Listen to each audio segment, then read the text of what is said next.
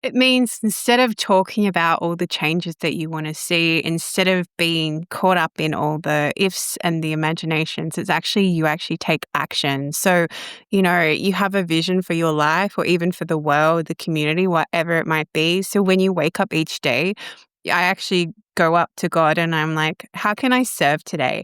And that is part of me being that change in the world because Welcome back to Relatable Wisdom, the podcast where everyday people share the quotes that have shaped their lives, inviting us all to reflect and connect. Today, we're joined by Katherine Crestani, a leadership coach, intuitive healer, and the author who empowers mothers to find their voices in both business and family life. With a rich background in allied health and a passion for spiritual growth, Katherine's journey is a testament to resilience and self-discovery. Let's dive into our world and explore the wisdom that has guided her along the way. Can you tell me your name and what you do? Hi, thanks, Wisdom. My name's Katherine Crestani, and I have a business called Willow Healing, and I'm a leadership coach, intuitive healer, podcaster, author, and speaker. And thank you for having me on today. Yeah, my pleasure. Can you share with us your favorite quote? My favorite quote that I live by every day is be the change you want to see in the world. Oh, I've heard that quote before that I feel like I've interviewed you before for some weird reason. Be the change you want to see in the world. What does that mean? It means instead of talking about all the changes that you want to see, instead of being caught up in all the ifs and the imaginations, it's actually you actually take action. So, you have a vision for your life or even for the world, the community, whatever it might be. So when you wake up each day, I actually go up to God and I'm like, how can I serve today? And that is part of me being that change in the world. Because if you don't actually take action towards those steps, nothing changes because you are the one that needs to step forward. You need to have the courage to keep going. And I've been in groups so much where they talk about the changes they want to see, but they don't actually do anything about it. And I find it so frustrating that I've taken myself out of those circles because that is not the energy I want to be around. I want to be around people who are actually taking action and go, yeah, let's be the change. Because it's your actions that cause ripple effects in this world. Like you doing one thing can inspire someone else to join in. And that's the power of being the change in the world. Why would you say, I want you to be, what's the word? Is it blunt? Nah. I wonder why they call it blunt. I prefer sharp. Yeah, but it's weird, the English language. Okay, why is it that people prefer to talk about things? Prefer to discuss the work rather than doing the work or being the change? Why they prefer to talk the talk rather than walking the talk. Yeah. It often comes down to like a lack of authenticity because so often people will join in on that energy around them and be like, yeah, let's do it. But then they don't actually anchor in action and they don't actually make those changes. And it's almost like a mindset thing. So for me, if I say I'm going to do something and I don't do it and I don't have a good reason for not doing it, like it's just because I've made excuses or gotten in my own way. To me, that's not actually honoring yourself. So you're not actually being authentic. And often, sometimes people taking the step and being in the action, sometimes it takes courage, especially if it's against what the norm is doing or against what everyone else is telling you to doing. So, often part of being the change that you want to see involves you having the courage to actually step into your own power so that you can step forward and do it. And so a lot of people, it's fear as well that holds them back from doing what they say they want to do. Like, but I can't quit my job or, I can't leave that relationship because it's that fear of the unknown. And sometimes, it's just taking that micro risk or that little step that can help you step into the courageous action because courageous is something you learn to do. Like being courageous is something you learn. It's not something you're born with. We're not born brave. You learn to be brave. You learn to be courageous. And I feel that that's often what comes up is that fear and also sometimes getting sucked into that group mentality as well.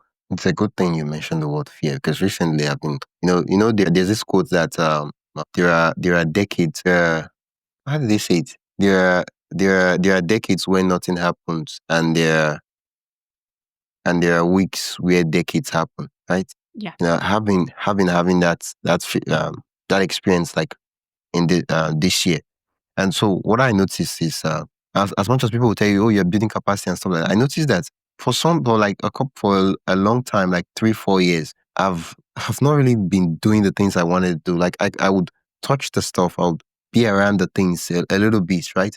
But to actually do it and say, okay, do put my foot forward and say, okay, this is what I do and everything. I wasn't doing it, and I was like, wait, what's happening? What's like? It's not like this stuff is risky. Where like, oh, if I sleep, I might just fall, and it's not that kind of risk. Why am I afraid of doing this thing? And I just sat down, and you know how you sit down and someone asks you a question and you cannot lie to the person, and because you cannot lie to the person because they know almost everything before they ask you the question, you just sit down and you're speechless because you realize that, dude, I've been running away from responsibility. Mm. Exactly. And it's like you know what's holding you back as well. And it's your own head that sometimes can get in the way. And I guess that's such an important thing about learning to know yourself and what blocks you put in the way and what stories you keep feeding off for yourself, because that can be part of the courage to step through the fear too, because our mind just wants to keep us safe. It doesn't like the unknown. It's like, no, but we've been doing it this way for so long. Why can't we change now? And like what you said, like sometimes you can achieve decades in weeks, because when you get in flow and when you start to align with yourself, and sometimes it might be, you show up as 100% at 40% because you wake up and you're not having the best day, but you still show up anyway because you've made commitments. You've made this promise to yourself to keep going. And, there's that thing about compound interest. You do 1% better each day. By the end of the year, you've had a massive change. And sometimes you're planting all these seeds, you're doing all these things, and you feel like, where is this all going? And you get really frustrated. And like you said, you feel like weeks nothing's been achieved. But then all of a sudden, all those seeds that you've been planting turn into these bountiful crops all at once. And you're like, oh, thank you, universe. Thank you for aligning, and thank you for, and getting past those excuses, because the excuses are just excuses. And, people will say, they don't have the time or the money, but we need to reframe that question. Like, I was working with my coach and he said, instead of people saying, I don't have the money for that, they need to start asking, how can I get the money for that? Especially if they see how it's got value, because then it's changing how your mind is looking at things. And then you can start to move towards the change that you want to be. Yeah, I feel like there's a concept where there's a certain task we want to do. I'll give an example. Let's say you want to start a podcast. You spend 8 months thinking, reading, Didn't do that. talking, dreaming, doing all the things about podcasts. And then you realize that to actually start a podcast, you need like a maximum of 20 hours, like maximum to actually spend to set it up and all that. Maximum. I'm just like the extreme case scenario. And after that 20 hours, you then realize that, dude, I'm a podcaster. I have an episode live. You can listen to it. Like, you see, it took you months and years to actually take that first step. And the moment you took the step, you realize that it wasn't that big of a deal. And then when you ask someone, oh, how long have you, they say, I have the podcast been doing for 3 years. And I'm like, 3 years, stop that nonsense. You started podcast last month. That 3 years, you're just in your head thinking about the stuff. And for some reason, I keep wondering, why is it that we spend that 3 years when we could just have taken the step? I think it's, again, that fear that comes up, and it's like, oh my gosh, what if no one listens to it? And, all those sorts of things. But if you don't do it, there's that saying by Wayne Gretzky, it's like you miss 100% of the shots you don't take, because if you don't actually try. And we also have this fear of failure, and there's no reason to be afraid of failing. Like, my coach also says, fail forward, right? So if you're going to fail forward and learn from that. So if you do fail, great. I tried, I gave it a go. That didn't work. I'm going to go back, recalibrate and go again, and it's that perseverance and that conviction to, no, I really want to do this. I'm just going to keep trying. And it's funny you said about the podcasting. I had an idea for my podcast and I was like, yeah, I really have this idea. I want to ask people about their stories and interview them around health and that sort of thing. I didn't sit on it very long. I think in a month I just researched, was like, okay, I need to buy a mic. And I need to find a way to record this. I had no money at the time. I'm like, I'm just going to find a free platform. Oh, look, GarageBands. Okay, I've already got that. I can do that. And I just jumped in. But that's what I'm like. I'm like this person, but that's also part of honoring that intuitive wisdom you have too, because often if you have the thought that pops into your head, the longer you sit on it and percolate, it loses momentum, And if you trust what comes up, intuition's meant to be acted upon, not put in a drawer. Because if you get this intuitive hit, and you're like, "Well, yeah, I should really do that." And then you sit on it for 2 months, and then all of a sudden someone else comes out with that idea, then you're kicking yourself, right? Because you didn't act on it when you first had it. And I've had friends and we were talking about this, and she's like, "Oh, this happens to me all the time." She goes, "I'll have an idea and go, I should post this on Instagram." And she goes, "But then I sit on it and think about it, and then the next day someone else has done exactly what I thought." And then I'm like, "Well, I can't post it now, then I'm a copycat." So and that's where, and we get so caught up in the decision-making thing, wisdom, where it's like, "Oh, no, do I say yes? Don't I say yes?" And what I teach my clients as much as what I live by, if it's not 100% yes, it's a no. And, sometimes it's getting stuck in that maybe energy of like, that is what drains you. That is what pulls your energy away. And in the end, you make a decision. And if it ends up being the wrong decision, which it isn't, it's just a decision. But if it ends up not being what you want, then you make another decision to change that. And then you make another decision. Like a decision is just you ended something and you're moving on to the next thing. And so much people go to me, "You get stuff done really quickly, or you get back to us really quickly." And I'm like, because if I don't do it straight away, then it's going to sit there and keep building up on my to-do list. And I don't want that. Like at the moment, I've got a backlog of podcast edits because I changed platforms to Riverside. But at the same time, I had to learn how to use the platform on the fly, and I was already recording. So I'm still getting my head around it and how everything works. And now I know that I've got my head around it. I can sit there and flow one day and just sit there and edit them.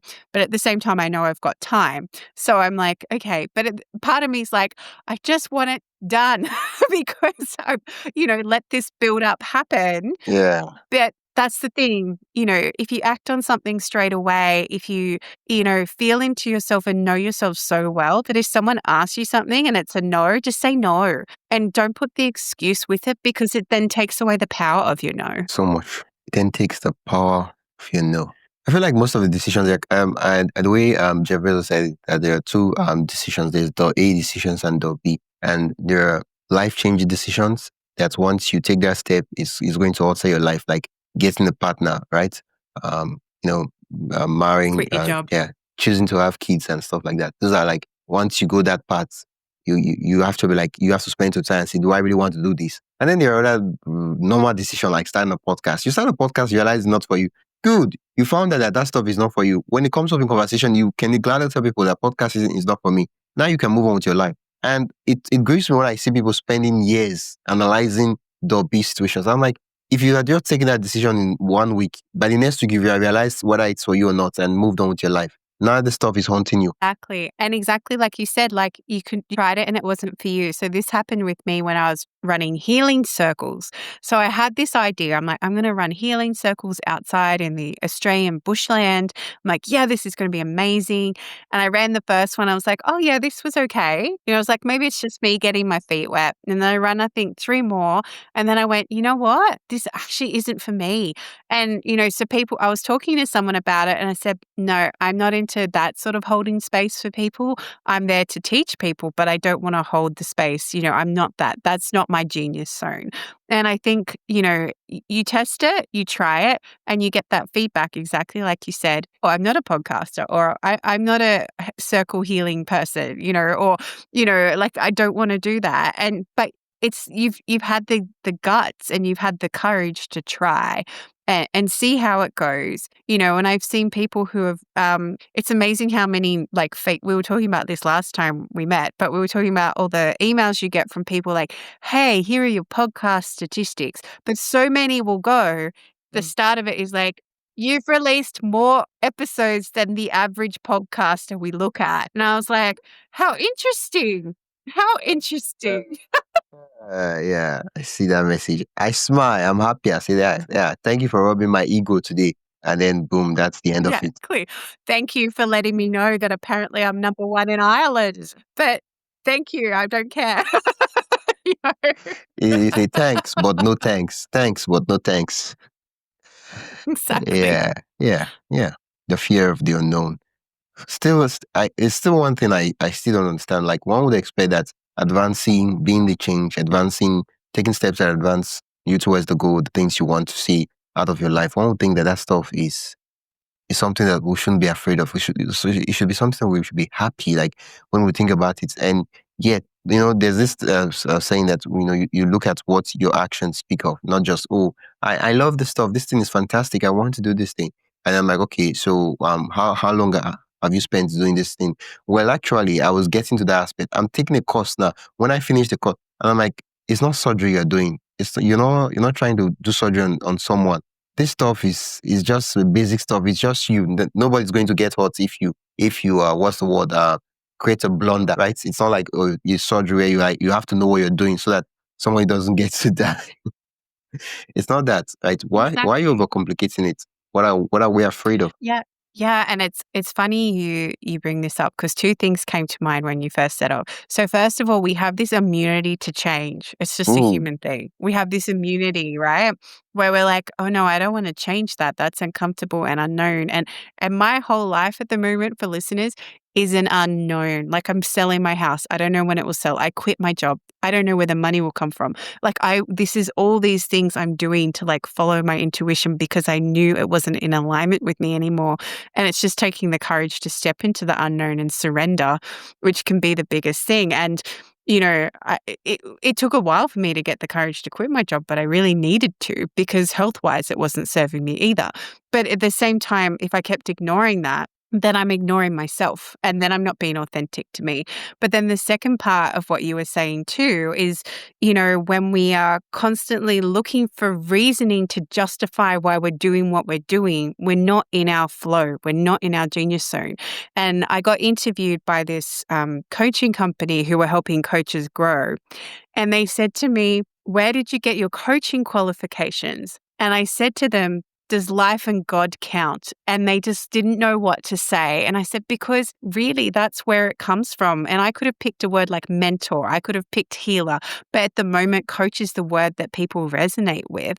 But at the same time, it's just an encompassing term.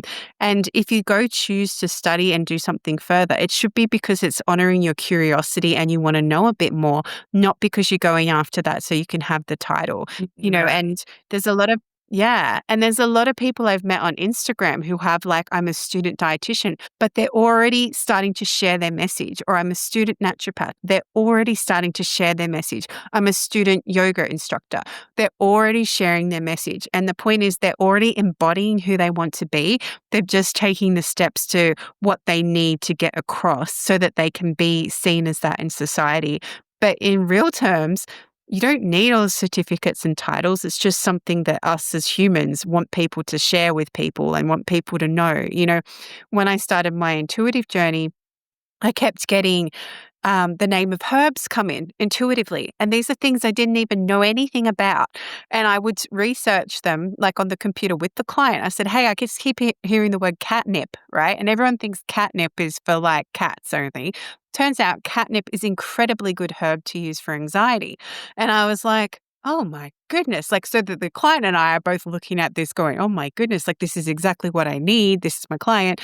But at the same time, I'm like, wow. So then I'm like, okay, I need to go study herbalism because if I'm going to get all these herbs coming in, I want to make sure it's not having any contraindications yes, because anything. sometimes herbs yeah, exactly. So that's why I went and studied herbalism, not because I wanted the degree, but because I was genuinely curious to learn more about herbs and how they interact. And I've used those notes from that course so often where I'm like, hang on, let me just double check. You're pregnant? All right, let me double check this herb won't interact with you. Or, okay, you're on heart medication. Let me double check. And it's just there for me to also have that assurance and backup that, and sometimes I'll get the intuitive hit and I know in my heart it'll be fine, but then I double check, just to make sure that all those dots and, all the I's are dotted and the T's are crossed. Yeah, yeah. Well, thanks for sharing that story.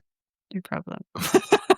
Yeah, yeah. Be the change you want to see. Be the change you want to see. Be the change you want to see. Mm. It's funny how we judge people, all the people around us, by their actions, yet we only judge ourselves by our intentions. And I'm like, yeah, I'm a good person. I'm ambitious. I'm serious because you have good intentions. Like, not really. For most of us, if we're strangers, the way we would tell ourselves that we're actually highly unserious. Well, for me, growing up in my background in allied health, and I was working at this one point, I had an office space I was subleasing in a medical surgery with like lots of doctors. And it amazed me how many of those doctors would eat the most unnutritional meals for lunch and everything against what they were seeing these clients and patients for. And even when I was in the hospital system as a student, there was like dietitians and nutritionists there who were not the epitome of health, and I'm just sitting there going, that is not being authentic to who you are. You can't share something in one area and then go and not do that. And this is what it comes to as well. Like, if you're going to be the change, you need to honor and back up your authenticity and actually act like that not even act, just become that in all aspects of your life. If you're passionate about health, you're passionate about health all the time. You just don't put it on holiday for the weekend or, I'm going away on a party. I'm just going to binge eat all the things I tell people not to eat. That's not embodying who you are as Nobody's going what to you see want to me. live as the person. Exactly. Exactly. And in this day and age, that's not safe because if one of your friends there has a camera and they have social media, you will be seen. Hi guys, look at your favorite health coach. Look at what she's doing. Say, Yes, ah, exactly. oh my. Say, actually, guys, what happened? It's not like you explain and explain and explain. No evidence. Okay. Thank you so much, Catherine. It's been a pleasure chatting with you. Thank you, Wisdom. Always a pleasure. I love our conversations and our bloopers and our side reels. Yeah. Uh, if people want to learn more about you, what do you do, and where can they learn more about you? Yeah, if people want to come find me, I hang out on Instagram a lot. So my handle's Willow Healing and then SH. Or you can come by my website, willowhealing.org. I have a free call for people as well. So if they're curious and just want some advice to help them through something in their life, it's a no sales call. I purely just want to help you and empower you to get through that, because sometimes just having someone there to support and challenge you and say that your idea isn't crazy can be enough to get your beautiful idea and vision into the world. Yeah, thank you so much for that offer. I'll be sure to put everything in the show notes. Thank you so much, Wisdom. Yeah, it's been fun chat with you. Thank you. Thanks for listening to Relatable Wisdom. If you found something meaningful in this episode, make sure to follow or subscribe wherever you're listening. If you'd like to support the show, you can do that by buying me a coffee. The link is in the show notes. Every little bit keeps the conversations going. I'm your host, Wisdom Okonkwo, and I will see you in the next one. Until then, stay curious, stay inspired, and keep growing.